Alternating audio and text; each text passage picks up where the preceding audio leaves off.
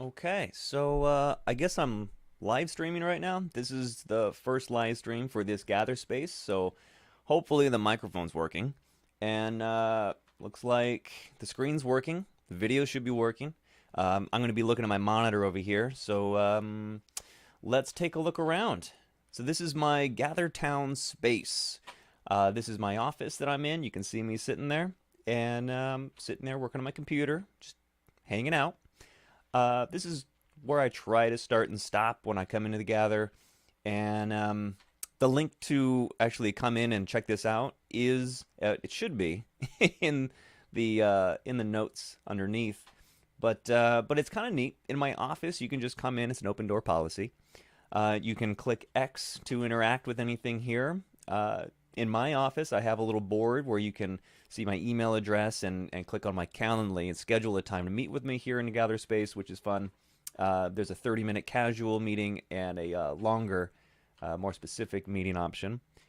Out here, there's a link to view my website, which is exploringthecore.com. So that's just kind of there since it's outside my office. I put a bunch of YouTube book reviews here that you can. Oh, that must be down. Let's see if any of them work. They don't work. All right, so that's something to fix. Over here, I wanted to put my. Are you serious? Is nothing working?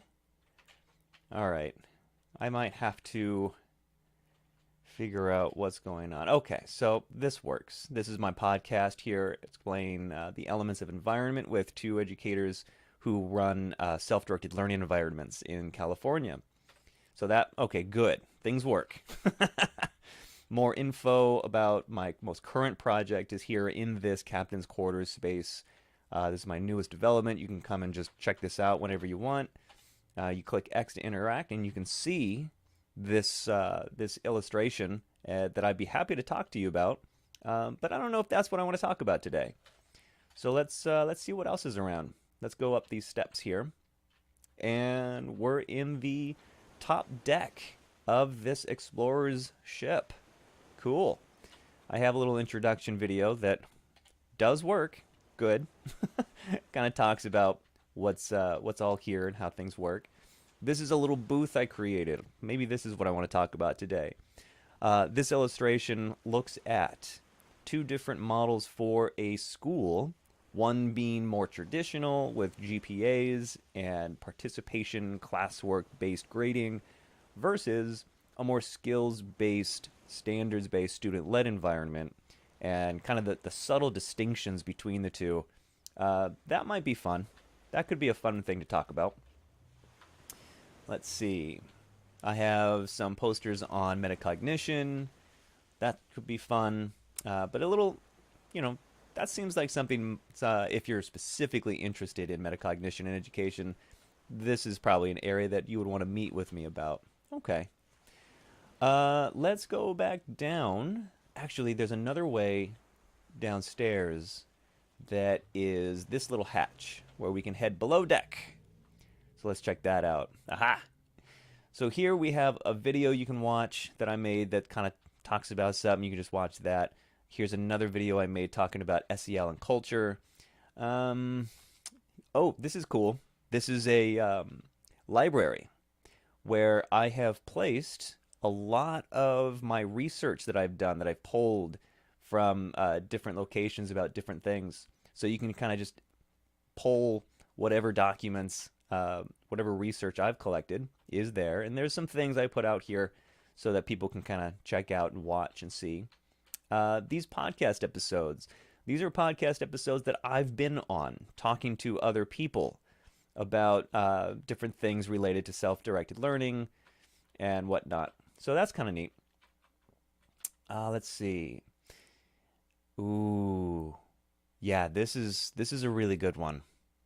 Um, yeah, yeah, this is an illustration from a blog post I made that looks at the difference between a traditional, what I call a passive voice approach to instruction, and comparing that to a more active voice um, approach to talking about how learning happens uh, in a self-directed learning model. So that I might come back to that and talk about that for a few minutes. Then I have an SBG poster. These are the these are the 5 elements of a standards-based grading transition that I've developed to help schools understand what it means to be standards-based and all the things that go into it. So it's not just a matter of recognizing that, hey, how do I get rid of that? It's not just recognizing that standards need to be used and aligned across grade levels, but understanding what it means to be proficient according to those standards, how to assess based on standards versus just collecting points based on participation, attendance. Let's see here. Not just assessing various different skill sets on one test and saying you get this score for all of these different skills, but instead creating standards-focused assessments based on your understanding of proficiency as it relates to those standards. So there's a development that kind of goes through, and it's kind of neat. It's kind of neat. So that's a good one.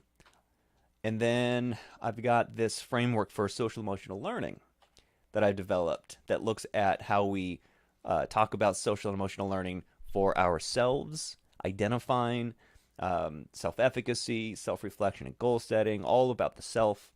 Then there is the social aspect as to concepts of empathy and perspective. What do those actually mean? Interpersonal skills. How do we develop those? How do we promote conflict resolution that's meaningful to the kind of environment we want to make? And of course, the larger aspects of social emotional learning as it relates to our communities and societies at large. So as kids get older, these become more important. But yeah, so that's a fun one to talk about. And then here I have a poster that explores my model for self-directed learning and sort of the process for developing the awareness for being self-directed. So, knowing what your strengths are, knowing how to set goals, how to use resources, how to practice and reflect, how to present, whether it's in writing or speaking, because those are the only 2 modes by which a product can be presented, in writing or speaking. That's how we communicate that way. So yeah, there's a lot to talk about here. But I think, first of all, that's pretty much the entire ship. That's all the areas. This is just a fun place. You can play a piano here. That's kind of neat. Just if you want to take a break. Yeah, So that's fun. Let's see. Let me close that. And then there's a game up here that I put as a little game room. You can play that, and a little video game. So there's a little game room that's kind of fun. I don't know what I'm going to use this room for yet, but up here is where I have my live feed playlist. So if you wanted to go and check out what live feeds have been done in the past, you can access this. Here's I put this on the playlist for my YouTube channel. And hopefully this one, when I finish it, I'll probably finish it in another couple minutes. I want to go back and talk about that thing. Should pop up here, hopefully. So we'll see. And yeah, it's just a space to hang out and talk with people. So let's see. Let's go back to this poster. I just want to say a couple of things about this. This right here. So I do have a blog post that this is posted on, and it's a really interesting idea. I wrote it about 2 years ago, and I created this design, and I'm looking. I thought through, like, as a classroom teacher myself in traditional schools, I thought, what was the learning process for the traditional teaching model that I was taught how to use, and all of my colleagues were taught how to use and used religiously? Well, it always started with the teacher deciding what the students needed to learn. The teacher always decided what to learn, when to learn it, and when to learn it by. How to learn it was often decided by the teacher, and why it needed to be learned. The students would always ask, why do we need to learn this? Because the student didn't actually have a reason why they were learning it. They needed the teacher to tell them why this is important. So all of that authority for what, when, how, and why was on the teacher. The teacher was assigned. The teacher assigned it to the student. So the student is assigned a topic to learn, right? So that's kind of where traditional education starts. And the student is then provided instruction. So again, the student is just waiting for instruction to happen because they know it's going to happen, so they wait until it does happen. And then the student is guided with an example before they are assigned practice. And all of this is in passive voice, if you notice, because it doesn't say, like, it's assumed the teacher is doing this, but the student is assigned to a topic is passive voice, because it doesn't actually say who's doing the assigning, who's doing the providing. The parent could be doing it, the teacher could be doing it, the principal could be doing it, your boss could be doing it, but it's a very passive means for understanding that the student is receiving this education. They're not actively making these decisions. So that was kind of the idea here. And then this little arrow, the student is informally assessed. Informally is like the formative assessments we do in classes where we do a quick check on, does everybody understand this? Are there any questions? Or you ask a student a question and they give a response. That's not a test question. You're just informally checking if what you're telling them is being recalled to any degree. So then if it's not there, then you might, as a teacher, have the student, guide the student through another example, give them more practice, and then informally assess until they're ready to be formally assessed on a test or something.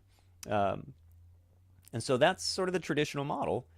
And what I've done is I've compared that to this idea that if this process, this traditional process, if it actually has worked for so long, for the last 100 years, if this is actually working, if that's a belief that you hold in your heart, that if what we've done has worked for so many, then why shift from this passive voice understanding of traditional learning to an active learning model like the one down here?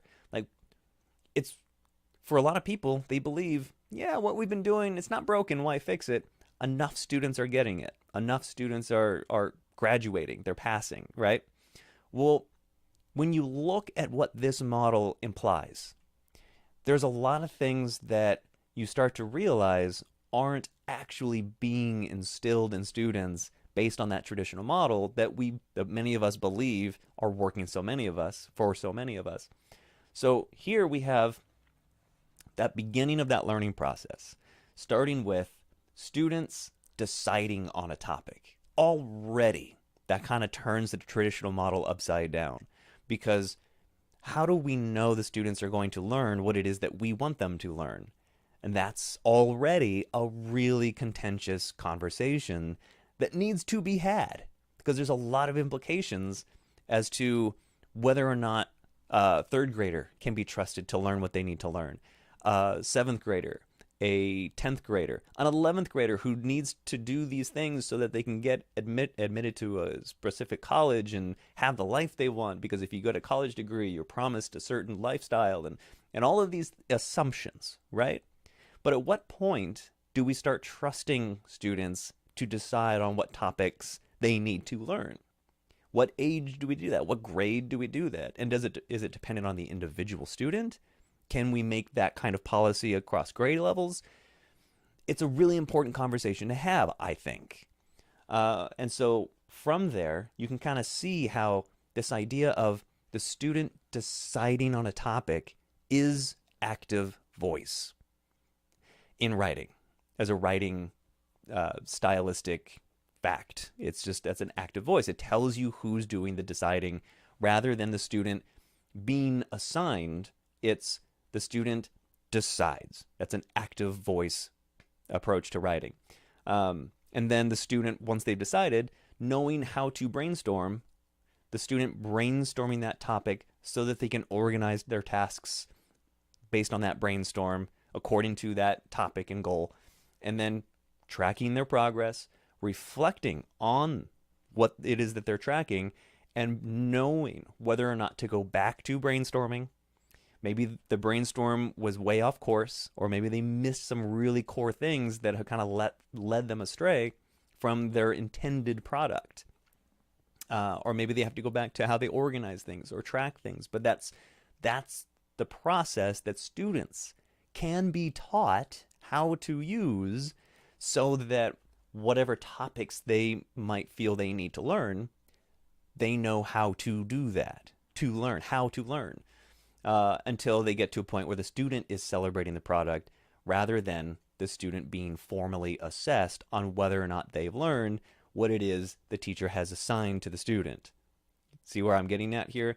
The distinction is important. It's subtle, but kind of, I don't know, profound. Is it weird for me to say that it's profound? It's my idea. Well, and that's another thing, that this isn't my idea. Self-directed learning it does exist. It exists a lot of places. There are schools that are starting to do this, that have been doing this. But I think, it's been about 15 minutes, so I think I'm going to call it for today.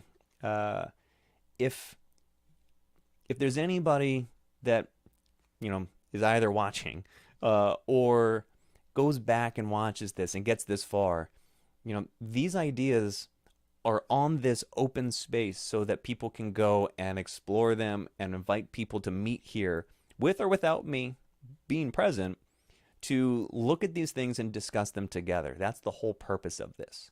So feel free to click on the link below and check out all the things that are here. And if you ever want to talk with me more about any of these ideas, then come over to my office here and gather and schedule a time to meet with me. Happy to do that. My whole goal is to promote a self-directed schooling environment. That's my whole purpose for all of this. So if that's something of interest to you, reach out, and I look forward to hearing from y'all. Okay, that's it for this live